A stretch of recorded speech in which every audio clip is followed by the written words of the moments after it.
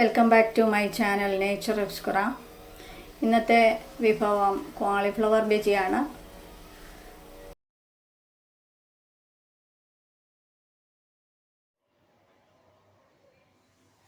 അതിനായിട്ട് നമുക്ക് നല്ല ഫ്രഷായിട്ടുള്ള ഒരു ബജി എടുത്ത് ചെറിയ കഷ്ണങ്ങളായിട്ട് നമുക്ക് കട്ട് ചെയ്തെടുക്കാം. ഇനി അതിൽ ചെറിയ പ്രാണികളൊക്കെ ഉണ്ടാവും, അതൊക്കെയും പുറത്ത് പോകേണ്ടതായിട്ടുണ്ട്. അതിന് നമ്മൾ ഉപ്പും വെള്ളവും മഞ്ഞൾ പൊടിയും കൂടെ ചേർത്ത് വെള്ളം തിളപ്പിച്ചെടുക്കാം.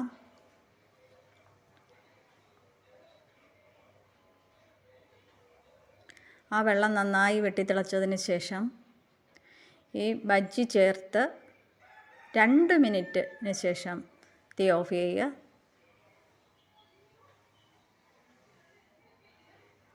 എന്നിട്ട് വെള്ളം വാലാനായിട്ട് ഒരു പാത്രത്തിലേക്ക് മാറ്റുക.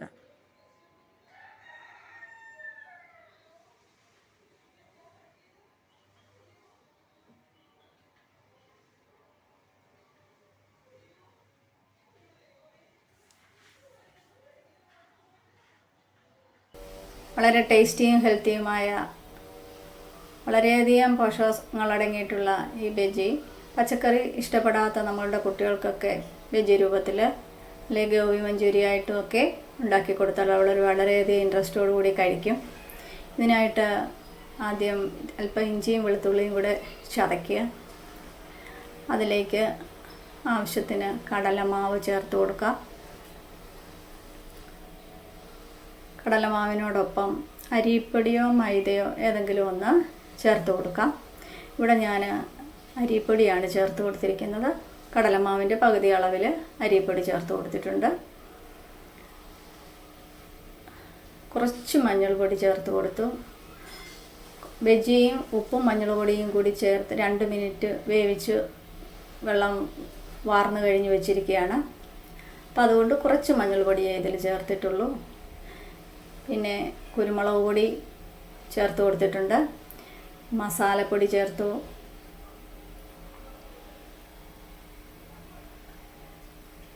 ഇനി നമുക്ക് അല്പം എരി കുറവുള്ള കാശ്മീരി പൗഡർ ചേർത്ത് കൊടുക്കാം ആവശ്യത്തിന്.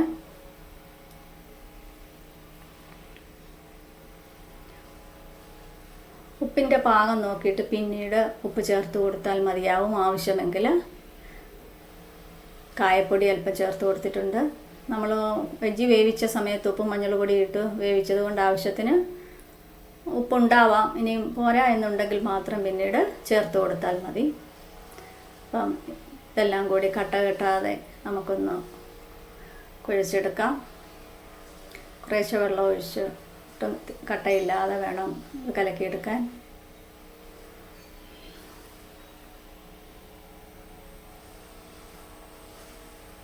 ഇപ്പോൾ നന്നായിട്ട് മിക്സ് ആയിട്ടുണ്ട്.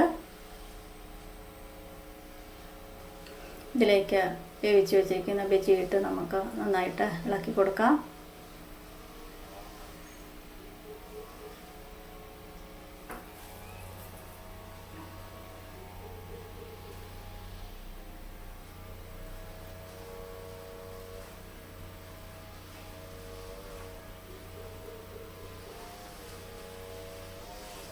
ഈ സമയം ആവശ്യമെങ്കിൽ ഉപ്പ് ആഡ് ചെയ്ത് കൊടുക്കാം. കുറച്ച് കറിവേപ്പില കൂടി ചേർത്ത് കൊടുക്കാം. നല്ലൊരു സ്മെല്ല് കിട്ടും.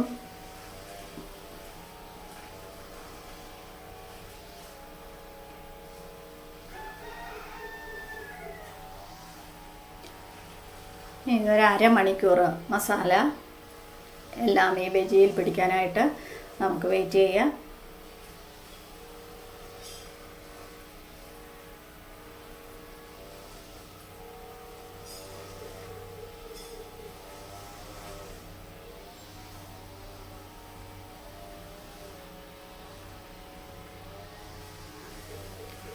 ഇനി നമുക്കൊരു പാനിൽ ഓയിൽ ചേർത്ത് കൊടുക്കാം. ഇവിടെ ഞാൻ വെളിച്ചെണ്ണയാണ് ചേർത്തിരിക്കുന്നത്. കുറച്ച് അളവിൽ മാത്രമേ വെളിച്ചെണ്ണ ഒഴിച്ചു കൊടുക്കുന്നുള്ളൂ. കാരണം ഈ ഫ്രൈ ചെയ്ത എണ്ണ ഞാൻ റീയൂസ് ചെയ്യാത്തതുകൊണ്ട് കുറച്ച് ഓയിൽ ഒഴിച്ചിട്ട് പല തവണയായിട്ടാണ് ഫ്രൈ ചെയ്തെടുക്കുന്നത്. നമ്മൾ ചൂടാക്കിയ എണ്ണ വീണ്ടും ചൂടാക്കുന്നത് നമ്മുടെ ആരോഗ്യത്തിന് നല്ലതല്ല. അതുകൊണ്ട് കഴിവതും അത് റീയൂസ് ചെയ്യാതെ ഇരിക്കുക. ഇപ്പോൾ കുറച്ച് എണ്ണ ഒഴിച്ചു കൊടുത്തിട്ട് കുറേശ്ശെയായിട്ട് വറുത്ത് കോരിയെടുക്കുമ്പോൾ നമ്മുടെ ആ ഓയിൽ നമുക്ക് നഷ്ടപ്പെടുന്നില്ല.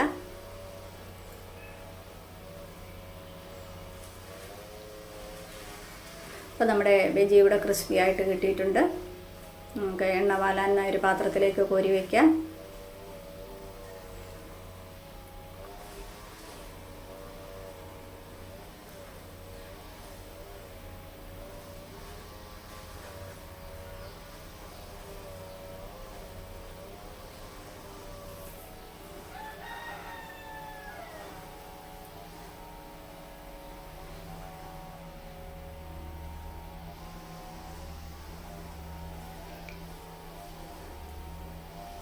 ഇനി നമുക്ക് ബാക്കിയുള്ളത് കൂടി ഇതേ രീതിയിൽ വറുത്തെടുക്കാം.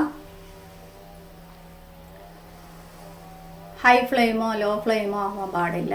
ഹൈ ഫ്ലെയിം ആയിക്കഴിഞ്ഞാൽ നമ്മുടെ ഈ ബജിയിൽ പറ്റിയിരിക്കുന്ന മസാലകളൊക്കെ ഇളകി മാറും. ലോ ഫ്ലെയിം ആയിക്കഴിഞ്ഞാൽ ആ ബജിയിൽ ധാരാളം എണ്ണ പിടിച്ചെടുക്കും. അപ്പോൾ ഇത് രണ്ടിലും ഇടവരാത്ത രീതിയിൽ ഒരു മീഡിയം ഫ്ലെയിമിൽ ഇട്ട് ഫ്രൈ ചെയ്തെടുക്കണം. ചില പീസുകളൊക്കെ കൂടിച്ചേർന്ന് കട്ട പിടിച്ചിരിക്കുന്നുണ്ടാവാം. അതൊക്കെ ഒന്ന് അടർത്തി ഇട്ട് കൊടുക്കുക, അല്ലെങ്കിൽ ആ ഭാഗം മൊരിഞ്ഞു വരില്ല.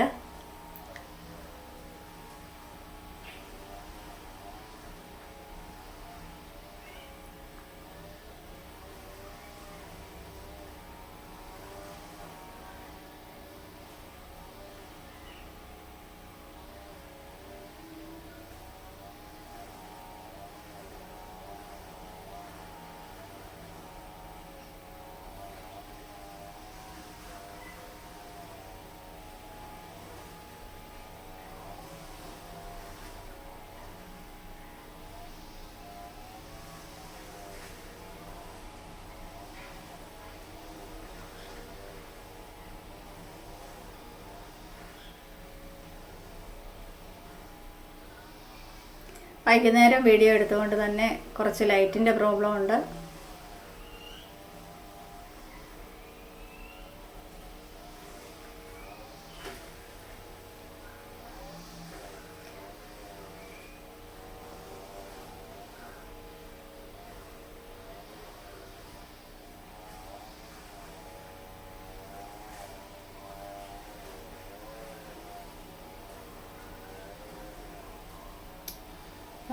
എല്ലാ ബജിയും എണ്ണ